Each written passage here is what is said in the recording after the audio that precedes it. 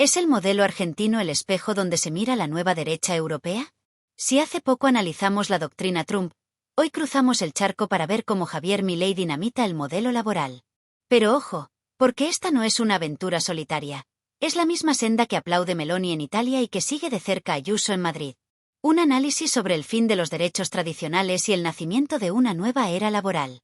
Quédate, escucha y no olvides dejarnos tu valoración en comentarios. Empezamos. El 12 de febrero de 2026. Esa fecha marcó un antes y un después en Argentina. El Senado se convirtió en el escenario de un auténtico terremoto legislativo. Totalmente. Hablamos de una sesión maratoniana, más de 14 horas. Y una votación que se decidió por la mínima. Luz verde a una de las reformas laborales más drásticas de su historia reciente. La gran apuesta del presidente Javier Milei. Y mientras dentro se votaba, fuera, en la plaza del Congreso, la tensión estallaba. Una auténtica batalla campal. Hoy vamos a hacer precisamente eso. Vamos a sumergirnos en el texto de esa ley. La misión es entender no solo qué se aprobó, sino cómo puede redibujar desde la raíz la relación entre empresas y trabajadores allí. Es que es un momento fundacional para ese gobierno. Esta ley no es un simple ajuste, es un intento de cambiar el ADN del mercado laboral argentino. Desafía a todo un modelo. Exacto. Un modelo con una tradición sindical y de lucha obrera que forma parte de la identidad del país. Y ojo, un apunte clave. Aunque el Senado le dio el visto bueno, el texto todavía tiene que volver a la Cámara de Diputados. O sea que podría haber cambios. Podrían limarse algunos detalles, sí, pero la arquitectura de la reforma, su filosofía, está aquí. Y analizar esa arquitectura es, la verdad, fascinante. Pues empecemos por la base, por el punto que quizá más afecta al bolsillo y a la seguridad del trabajador, el despido. El despido y las indemnizaciones, claro. Porque los documentos hablan de un cambio radical en cómo se calculan. Es que es un cambio de paradigma total. Hasta ahora, para calcular la indemnización se tomaba como base la mejor remuneración mensual del último año. Y ahí entraba todo. Horas extra, comisiones. Horas extra, comisiones y, muy importante, el aguinaldo, lo que aquí sería la paga extra. Pues la reforma lo que hace es podar esa base de cálculo. A ver. Excluye explícitamente el aguinaldo, las vacaciones no gozadas, los premios, cualquier concepto que no sea, digamos, mensual, normal y habitual. Vamos, que en cristiano. Si la base sobre la que calculas es más pequeña, el finiquito que se lleva el trabajador a casa es bastante más bajo. Pero espera, que he visto un detalle en los papeles que me ha dejado helado. Dice que una empresa puede ser condenada por un despido improcedente y aún así se le permite pagar la sanción a plazos. Exacto. Se establece un sistema de hasta 6 pagos mensuales para las grandes empresas. 6 meses. Y ojo, hasta 12 para las pymes. Un año. Un año entero para pagar una indemnización por un despido que un juez ha declarado injustificado. Es tremendo. Es que eso diluye por completo el impacto de la condena. Parece más un plan de financiación que una sanción, ¿de verdad? La lógica que exponen sus defensores es, dar un respiro financiero a las empresas, evitar que una condena las lleve a la quiebra, pero el cambio más profundo, el que de verdad dinamita el sistema, es otro. ¿Cuál? La creación del llamado Fondo de Asistencia Laboral, el FAL. Entiendo la lógica para la empresa, que se quita de encima un pago enorme e imprevisto. Pero para el trabajador, ¿no se pierde la sensación de que la indemnización es una especie de castigo a la empresa por despedir sin causa justa? Totalmente. Es que cambia la filosofía. Cambia la naturaleza de ese pago. Por completo. La indemnización deja de ser una obligación que nace en el momento del despido para convertirse en una especie de seguro que la empresa ha ido pagando mes a mes. El modelo, de hecho, se inspira en el sistema austriaco. La famosa mochila austriaca. Esa misma. Allí, la empresa hace aportes mensuales a una cuenta individual del trabajador. Una mochila que el empleado se lleva consigo si cambia de trabajo o es despedido. Una mochila austriaca a la Argentina, entonces. ¿Y qué dicen los datos de Austria? ¿Funcionó para crear empleo? A ver, los estudios muestran que sí que aumentó la movilidad laboral.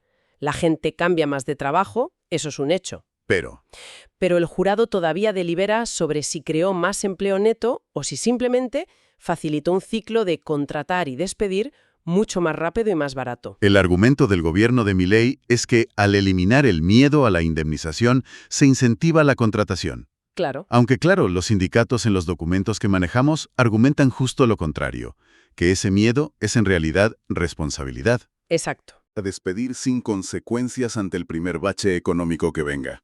Ahí está el centro del debate. Es la tensión clásica entre flexibilidad y seguridad. ¿Esta medida generará un boom de contratos o una puerta giratoria de empleos precarios? Esa es la pregunta del millón. Y esa idea de precariedad me lleva a pensar no solo en cómo se termina un trabajo, sino en cómo se vive el día a día. Claro. Hablemos de la jornada laboral y las bajas, porque ahí la reforma también mete la tijera a fondo.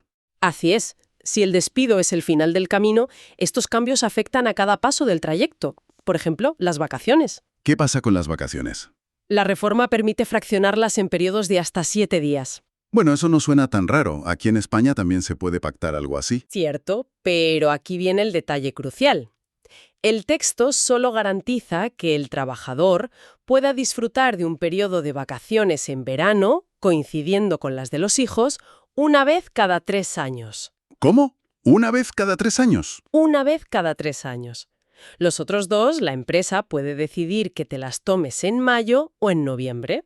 La conciliación familiar salta por los aires, vamos. ¿Directamente? Y luego está el tema de las bajas por enfermedad. Los documentos detallan un recorte directo en lo que cobra el trabajador. Un recorte muy significativo. Si la baja se debe a lo que la ley llama un acto voluntario o acción de riesgo, el trabajador cobrará solo el 50% de su salario básico. ¿Y si no? Si no es por esa causa, el 75%. Y claro, cuesta imaginar que se considerará acto voluntario. Claro, ¿una lesión jugando al fútbol el fin de semana? Por ejemplo, la redacción es muy ambigua y abre la puerta a muchísima discrecionalidad por parte de la empresa. Además, se pone muy cuesta arriba para la gente con enfermedades crónicas. He leído que se limita la renovación de licencias por recaídas. Así es. Si no pasan 2 años entre un episodio y otro de la misma dolencia, podrías quedarte sin cobertura. Es dejar a la gente en una situación de vulnerabilidad extrema. Vaya tela. Y para rematar, introducen el banco de horas. El banco de horas, sí. La idea es que las horas extra, en lugar de pagarse con un recargo, Sí, se acumulen. exacto. Se acumulan en una bolsa que se puede compensar más adelante con días libres o con jornadas más cortas. O sea que la empresa puede pedirte un esfuerzo extra en un pico de producción y en lugar de pagártelo, te dice, ya te lo devolveré en tiempo, cuando a mí me venga bien. Esa es la idea. Se diluye la compensación económica directa del sobreesfuerzo. Exacto. Lo que es fascinante aquí es ver el patrón, ¿te das cuenta? Todas estas medidas, las vacaciones, las bajas, el banco de horas, apuntan en la misma dirección. ¿Cuál? Otorgan una mayor discrecionalidad al empleador para organizar el tiempo de trabajo.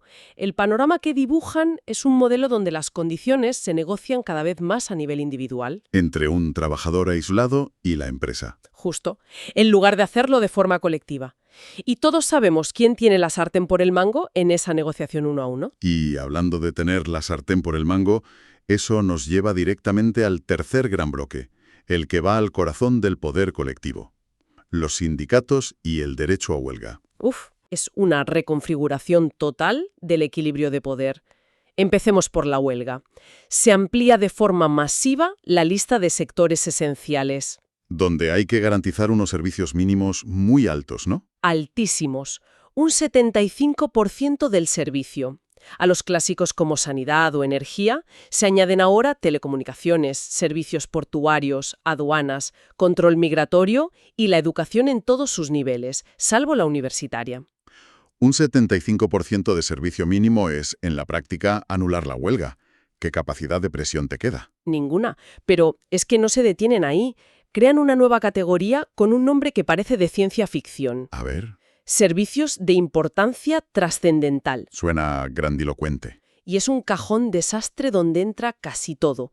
Transporte, industria farmacéutica, bancos, medios de comunicación, comercio electrónico, construcción. La lista es interminable. Y ahí los mínimos. El 50%. Un 50% de servicio garantizado en sectores como los medios de comunicación.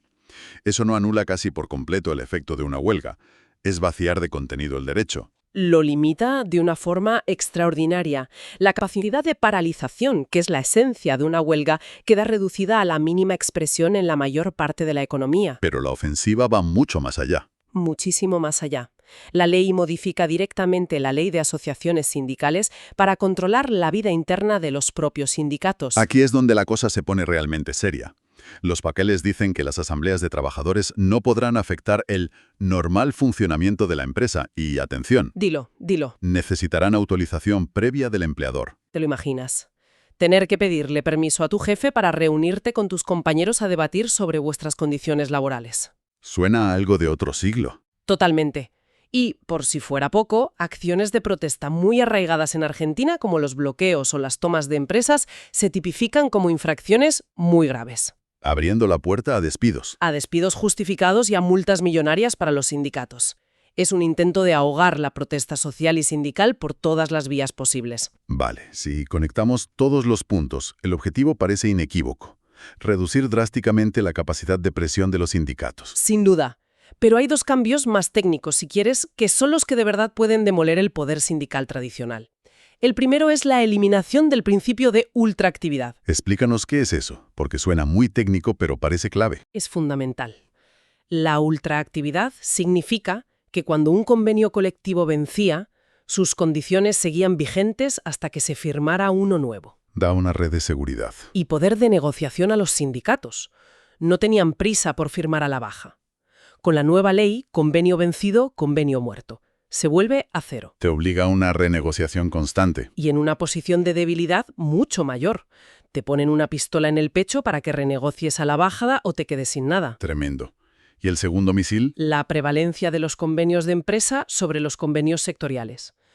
Hasta ahora, el convenio de un sector, por ejemplo el metalúrgico, marcaba un suelo de derechos para todas las empresas de ese sector. Un mínimo para todos. Exacto. La reforma dice que lo que una empresa pacte con sus trabajadores o con una representación de ellos tendrá más valor que el convenio del sector. Eso es fragmentar para vencer. Tal cual. En lugar de un gran frente sindical negociando para todo un sector, pasas a tener cientos de negociaciones empresa por empresa, donde la correlación de fuerzas es mucho más desigual. Y el resultado previsible es una carrera a la baja en las condiciones laborales.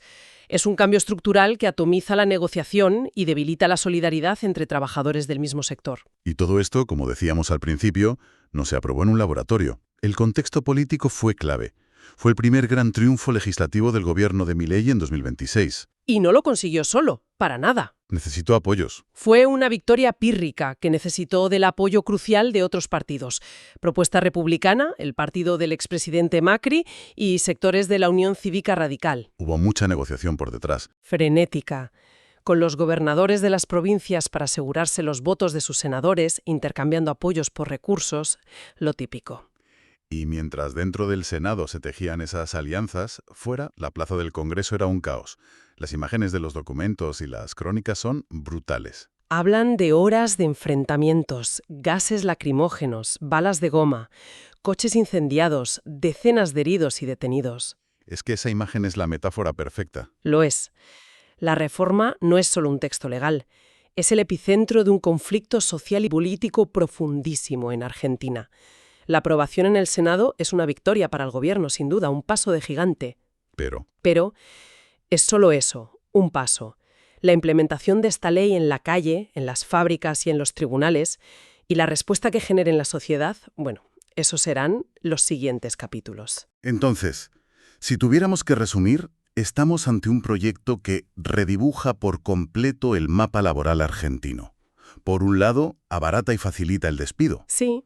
Por otro, flexibiliza al máximo la jornada y las condiciones de trabajo diarias. También. Y como colofón, lanza un ataque frontal para limitar el poder de negociación y de protesta de los sindicatos. Es una descripción precisa. Las fuentes nos presentan una narrativa doble, irreconciliable. Para el gobierno y sus aliados, es una modernización imprescindible para atraer inversiones y crear empleo. Rompiendo las mafias sindicales. Y la rigidez del mercado.